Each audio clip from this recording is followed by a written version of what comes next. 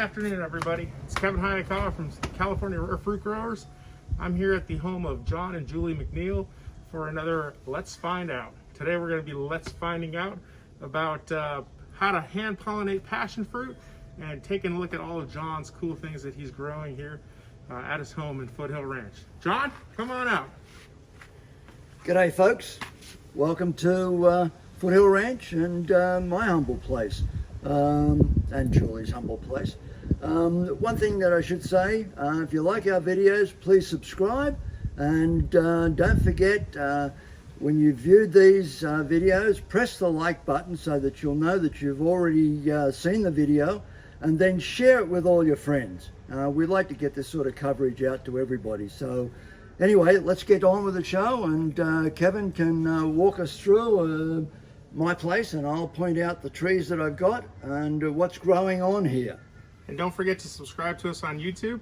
And if you like the shirt that I'm wearing today, or any of the shirts that you see the Let's Find Out crew wearing, don't forget to see the link below for your chance to buy one as well. Let's go see what John has here.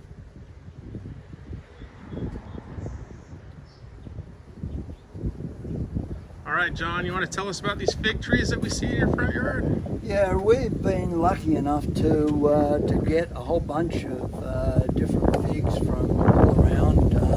We get them through the sign exchange that we have every year as part of the OC chapter Rare Fruit Growers Great Sign Exchange.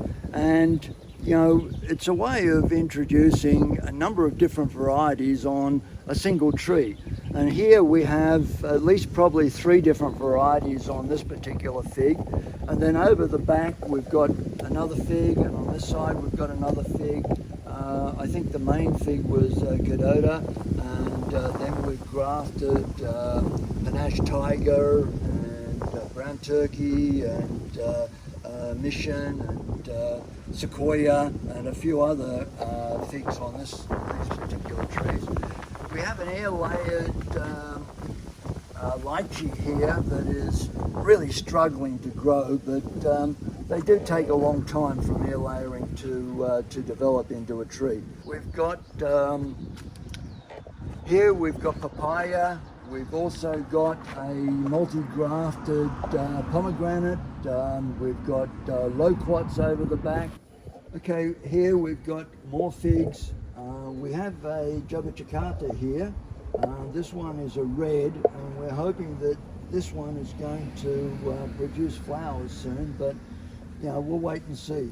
We have more papaya here, another fig tree.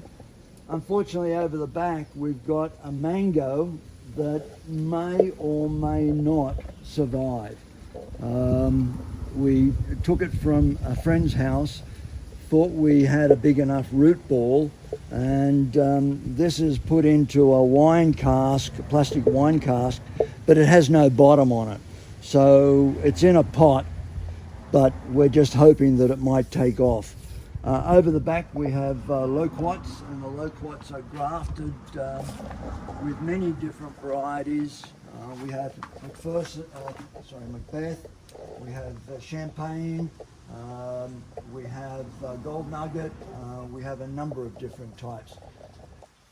This tree here is an avocado, and again you can see all the tags that are on here. Some of the grafts have been successful and others not successful. And of course, as you go through the learning curve, people that know more about this than I do have said, oh, you should graft closer to the main trunk, because when you have to prune your avocado, you run a chance of cutting off your scions. So now I've developed, and you can see some of these grafts have taken, but again, it is a multi-grafted Frankenstein avocado tree. And the varieties we have on here are Queen, Stewart, Reed, Forte.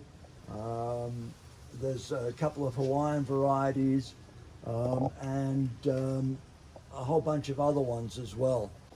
John, I see that your avocado is white. Is that a specific variety, or did you paint that? What is that? No, avocados are susceptible to sunburn.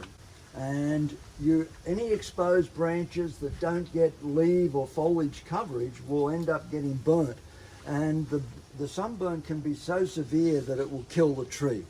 So what we do is we take a standard latex paint, light colored paint, dilute it 50% with water, and then you paint to protect it. And maybe you have to do this every couple of years. But as the foliage extends out on the ends, you have to come back and paint the new foliage if there is no coverage over those areas. Okay, here we have an Asian pear. Again, it's a multi-grafted one. It's got 20th century, it's got Shinitsu, and another Japanese variety on it as well. And across here, of course, is just the start of our passion fruits. Julie will show you later how to hand pollinate so that every flower ends up producing a fruit. If you're going to grow fruit, you might as well make sure that each flower has a good chance of producing. G'day, Kevin. Let me introduce Julie to you. My significant other, my wife, my accountant, my finance manager. She's everything. So, and she is the one that does all of the hand pollination, whether it's cherimoyas or whether it's passion fruits. She looks after these things.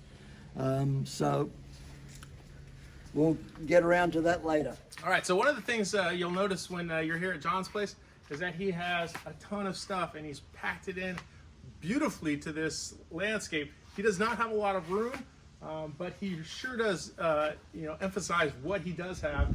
And one of the ways he does that for a lot of his fruits and vegetables is by putting them into pots. And as you'll see as we walk around his yard, a lot of stuff is in pots, decorative pots, pots on wheels, and big pots, so that the trees have room to grow and to get big. John, why don't you tell us what we're looking at over here? Yeah, one of the things I first learned when I was doing this sort of gardening was that blueberries are very good in pots. They need an acidic soil, so you can fill the pot up with peat moss and a little bit of sand, and they love it. But the trick to doing blueberries is that you have 3 different varieties in one pot. That way the blueberries cross-pollinate and you get much bigger fruit set. Now we're coming to the end of the season, and one of the best blueberries that we've had is a star blueberry. It is a very big, very sweet blueberry. The other ones are quite small, and as I said, they're coming to the end of their season now. But we can pick some and have a look. There's the small ones packed with fruit and nutrition. Tart. I like it. Tart. Okay. Big one. Here we have a white sapote. This variety is Susceptible, and we picked it up from a local nursery, Emily's Nursery up in Santa Ana. And we grow our fruit trees typically in Gary's top pot. Gary's nursery, of course, is Laguna Hills Nursery in Santa Ana. And he has a wealth of knowledge, and he has a vast variety of stone fruit and tropical fruits, and he's just a wonderful knowledge and a great person to go and visit and have a look through his nursery. Over here we have a peach tree. This peach tree was grown from just a cutting. Okay, we pruned our trees back and stuck this in the ground. This is a Babcock peach, and you can see it's loaded with peaches, and I believe they should have been thinned, but my wife says, they'll fall off naturally and let's not worry about them. We come over here to this pot. Again, we have an Asian pear, multi-grafted.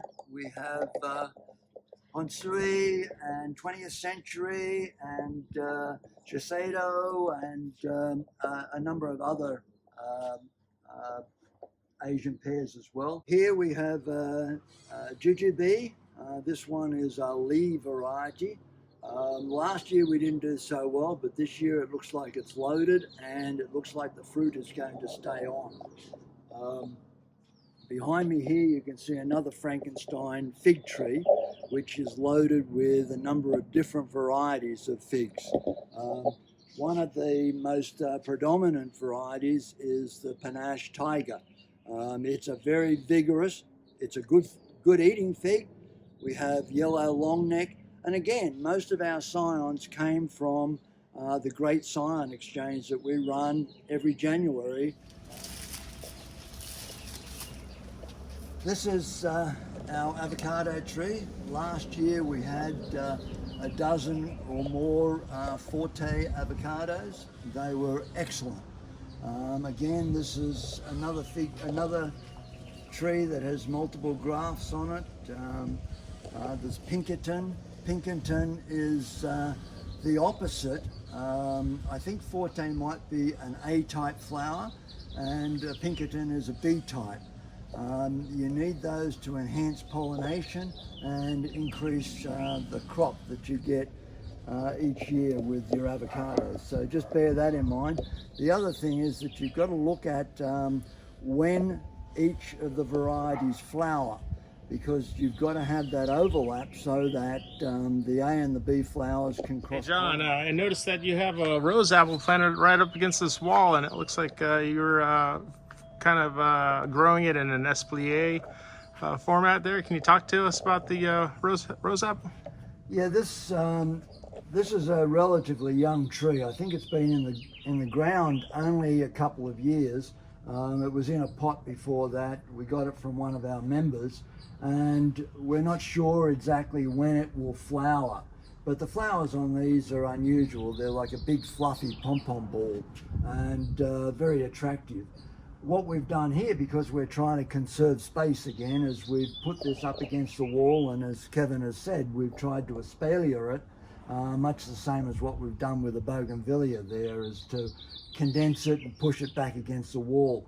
We hope that by doing this, we might maximize the fruit potential.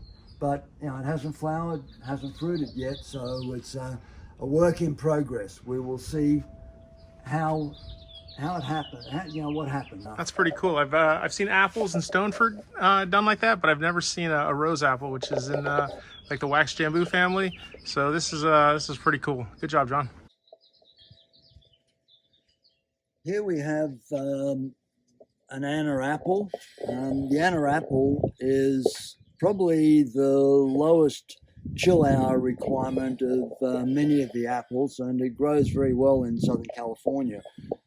It's an early flowerer and an early fruiter, and as you can see from the number of fruit that we've got on this tree, we're going to have an abundant crop. Our thought is that because we've got so many apples, that we might end up dehydrating them and creating apple chips, just to condense them down and to make sure that we utilize all that we've got. Over here we have stone fruit, and this one here is started off as a peach tree, but it's got nectarines on it, it's got nectar plums on it, it's got apricots, it's got pluots, it's got apriums, and there's also a few peaches on there as well. So again, it's in a pot, and that way you can control the watering, you can control the fertilization, and a number of other things. These pots also are a little bit unusual. They're on stands, and we have a tray. If you've noticed, all of our back patio area is white limestone, and we want to keep it that way. And you never know when you're going to overwater a pot. So rather than have the pot overflow and make a mess on the limestone, I've created some auto draining trays that allow me to run the water that overflows into the garden. You'll see some of over the back there, some of these pots have got hoses coming out the bottom. Okay, we have a pipe coming out the bottom of the tray here. This is an automatic draining tray. As I said before, you never know how much water you're actually going to put into a pot until it starts coming out. And then once it starts coming out, you can't stop it from coming out because, you know, that's the way it is. So what I've done is I've put a 90-degree angle on the bottom of the tray and siliconized it so that it won't leak, and then attached a hose on it. So when the tray fills up, the water drains out and we don't have it spilling over onto the white limestone. The other thing that you've got to remember is that standing water will attract mosquitoes.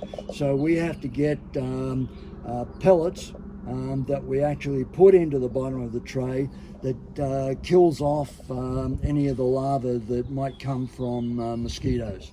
In this pot here, we have a citrus tree.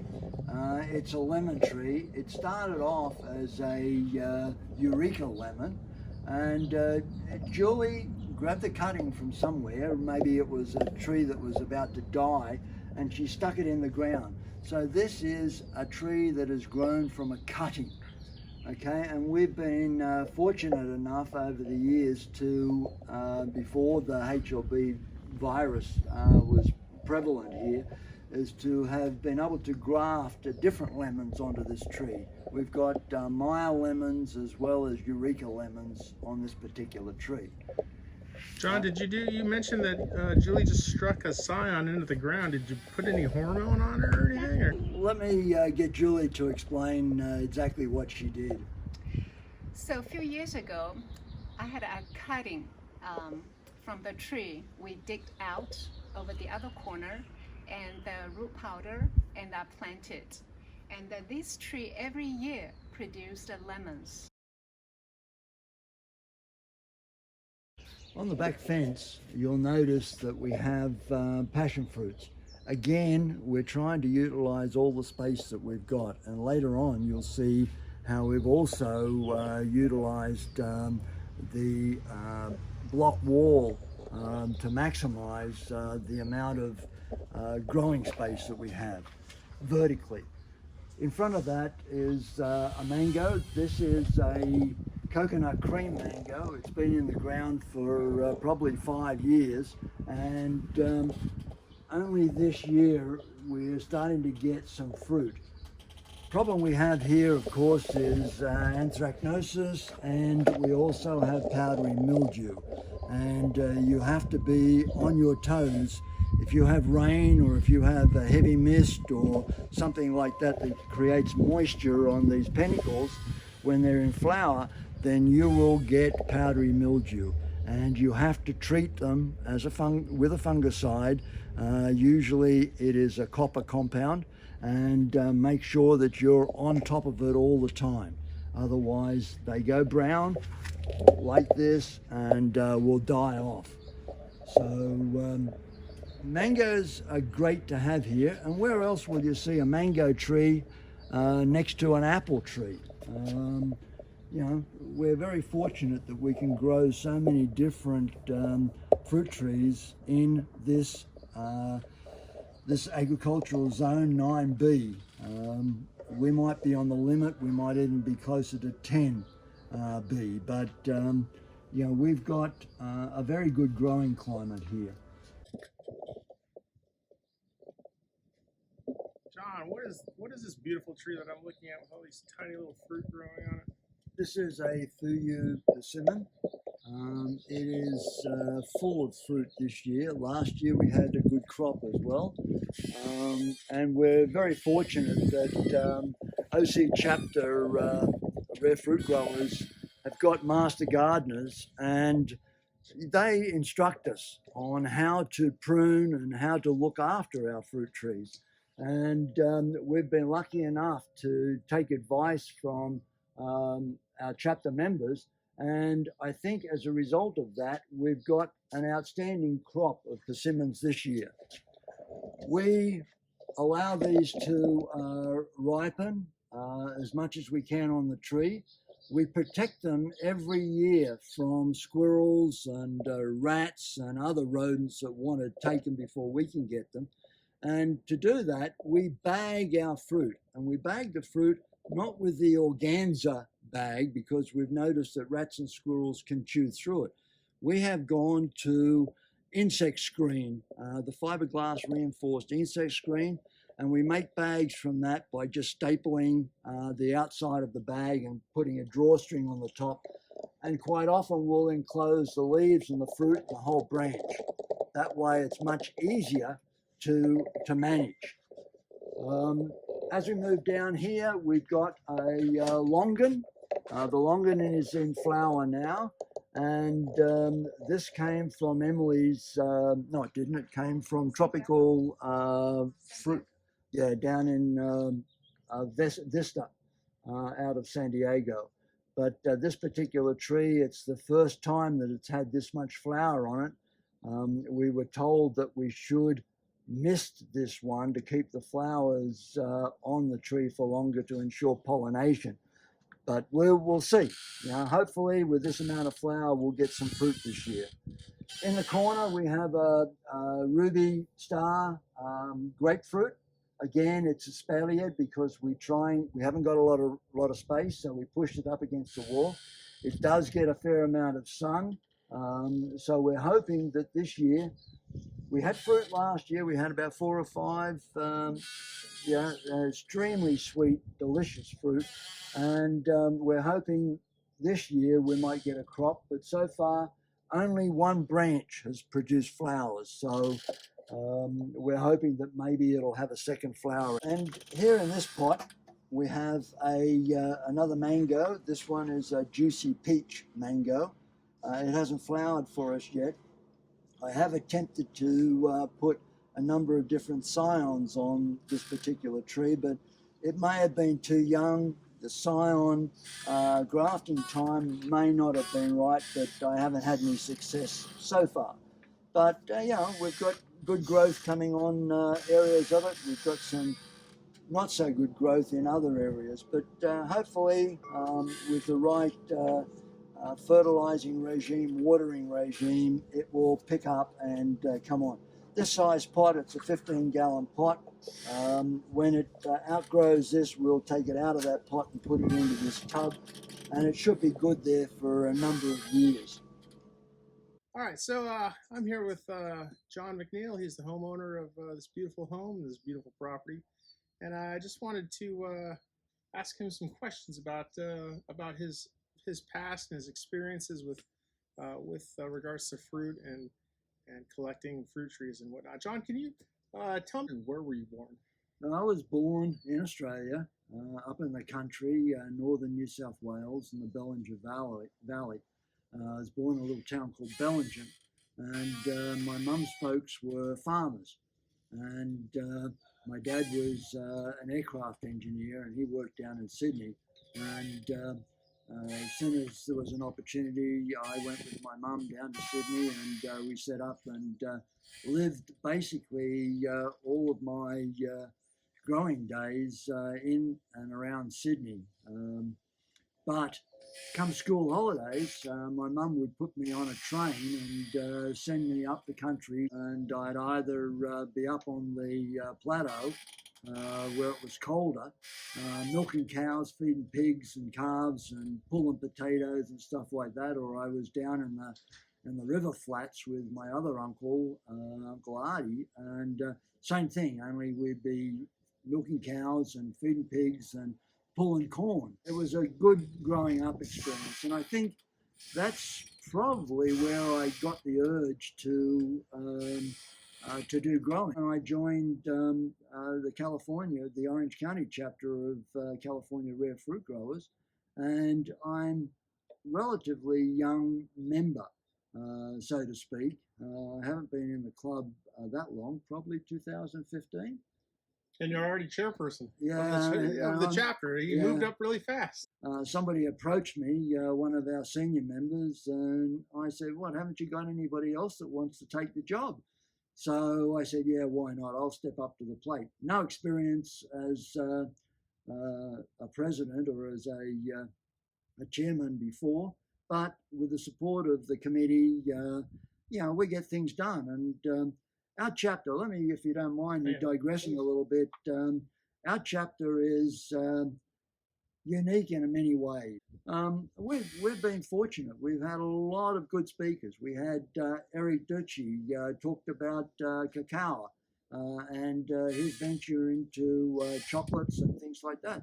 But we've been very, very fortunate to be ahead of the curve in many ways. And that's one of the things about being a member of any chapter, is that there are a lot of like-minded people that are willing to share their knowledge with the newbies that want to set up and grow fruit trees and learn.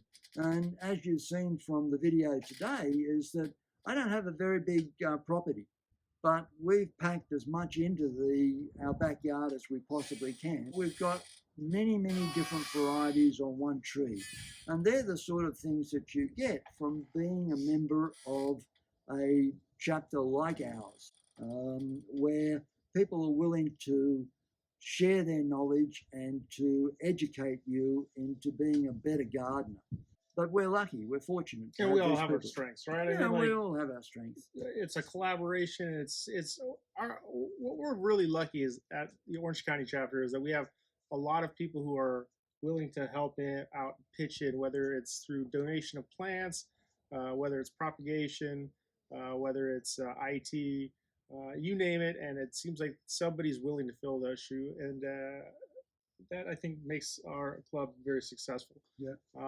And if you don't have a CRFG, if you're not from California or you don't have one near you, there are many groups out there. There are many Facebook groups. There are many online social groups that you can join in and learn from as well. It doesn't have to necessarily be California Rare Fruit Growers. But if you are in California and you do this as a hobby, then absolutely you should be a member of the organization. Yes, I agree with that, Kevin. There's a lot of fun. We have a lot of social activities. We're a non-profit organization, and the funds that we gain through the year typically go to Cal Poly Pomona as grants for scholarships for worthy students. Become a member. That's the easiest way out of it. And if you have an idea for a way that we can, use our profits to help an organization, or if you have an ag program at your school that we're not aware of, please share that in the comments with us. John, I'm curious, on a lighter note, what is your favorite fruit? I mean, you're the chairperson of the Orange County Rare Fruit Growers. What is your favorite fruit? Well, my favorite fruit is something that I wish we could grow here in Southern California, but it's an impossibility. It's durian. Durian stinks like hell, tastes like heaven.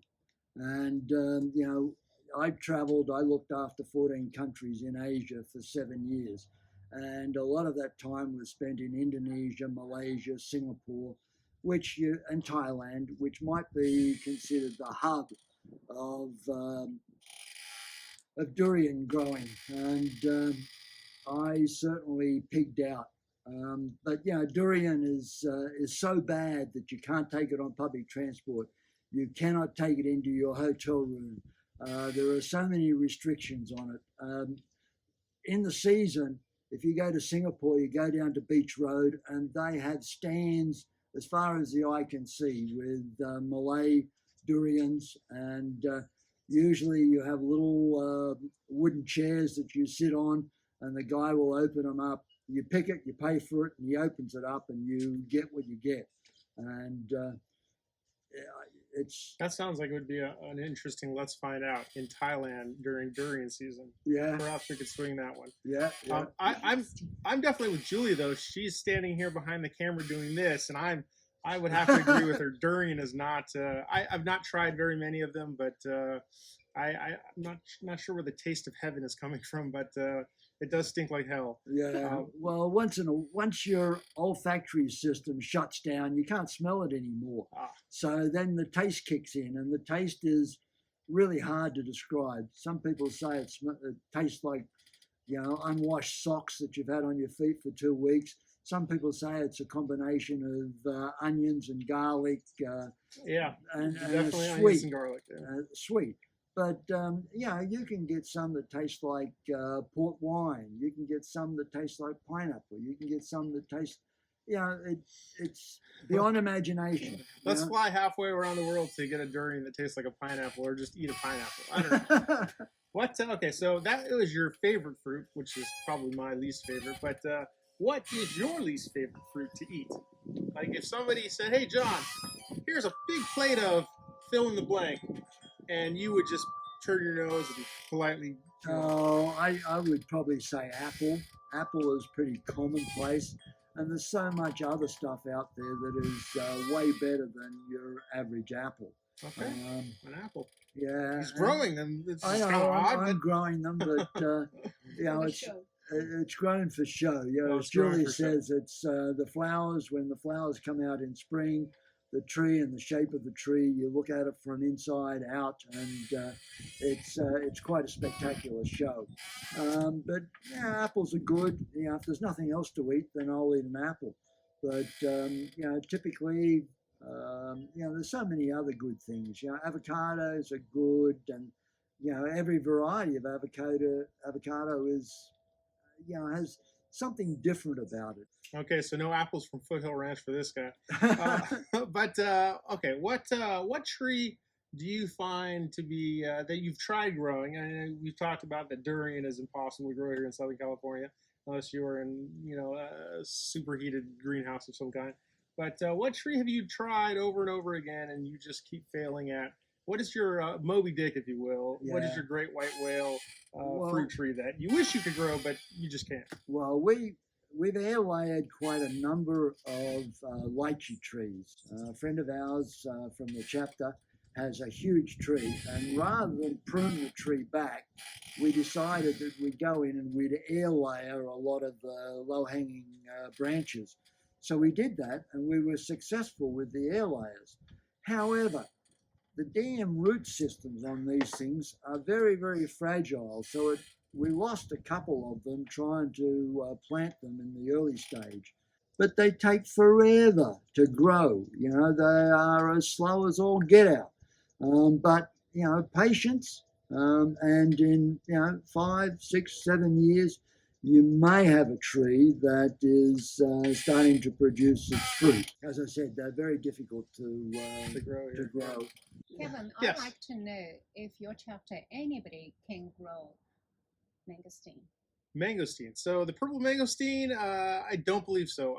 I do know of one person who's growing the tree in a pot in Westminster, but and it's about 3.5 feet tall. But I'd be very surprised if anyone was able to fruit one outside of a greenhouse. I'm guessing that if you had a large enough greenhouse that was temperature controlled and humidity controlled, that you probably could produce one.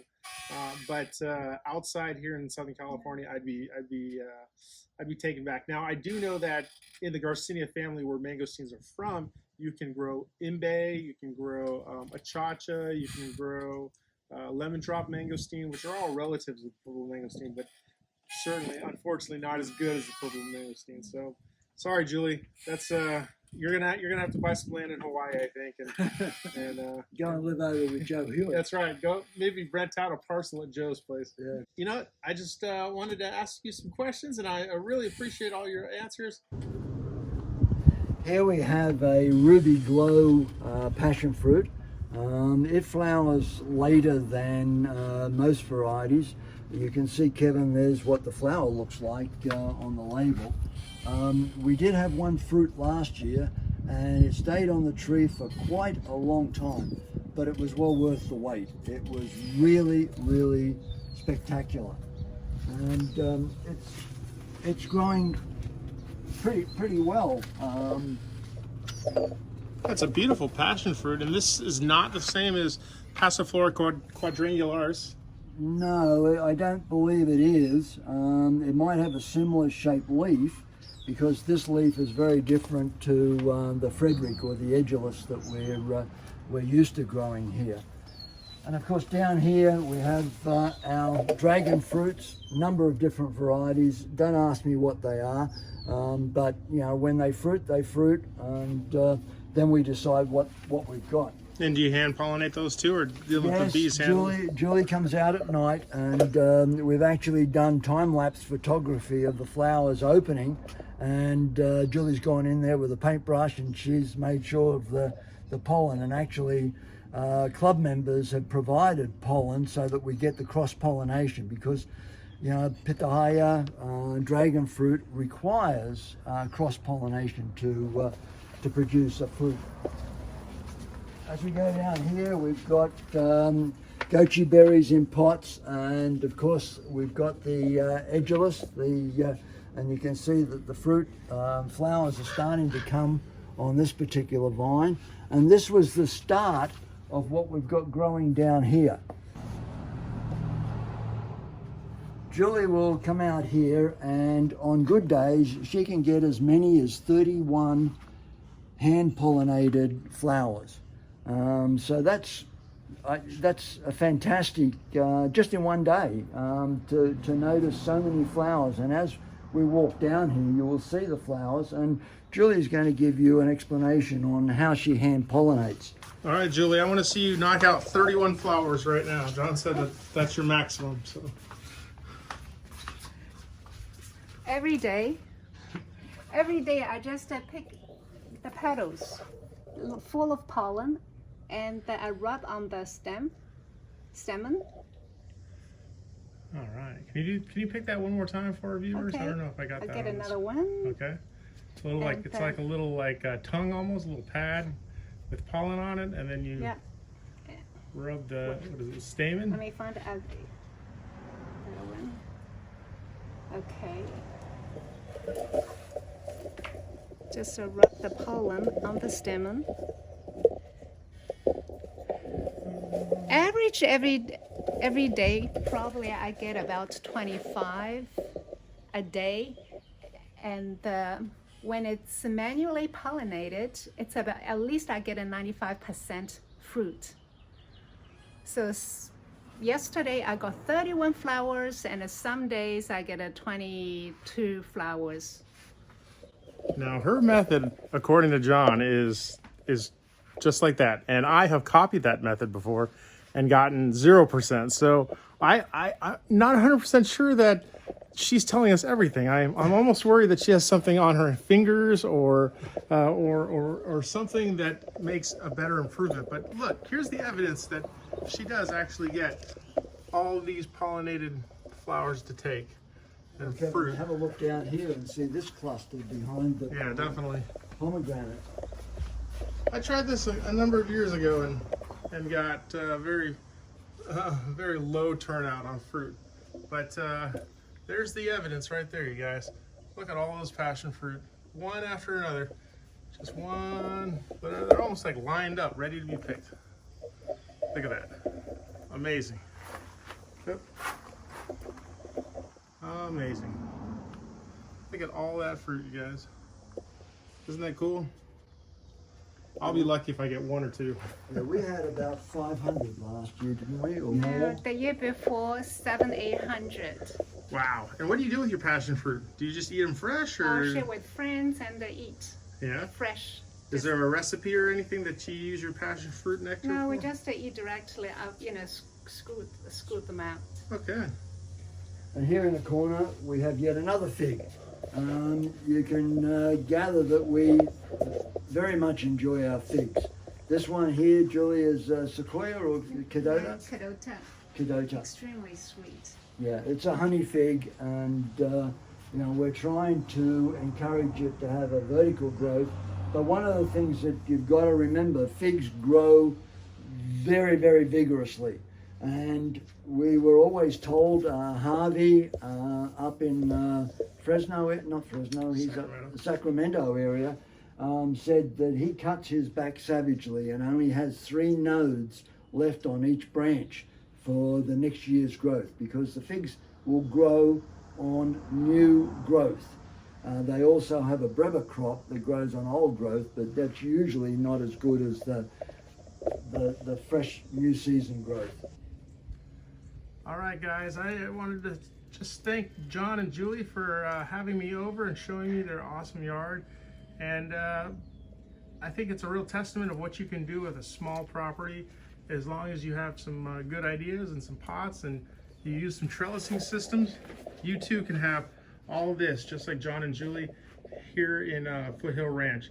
So once again, thank you very much for being on Let's Find Out today, and I really appreciate your hospitality. And for those of you at home watching this, please don't forget to like, share, and subscribe on YouTube. And please, if you haven't joined California Rare Fruit Growers or another fruit-related club, chapter, if you will, please go out and do so. It's a great time. You'll meet lots of like-minded individuals and have a good time. Take care. Bye. Thank you.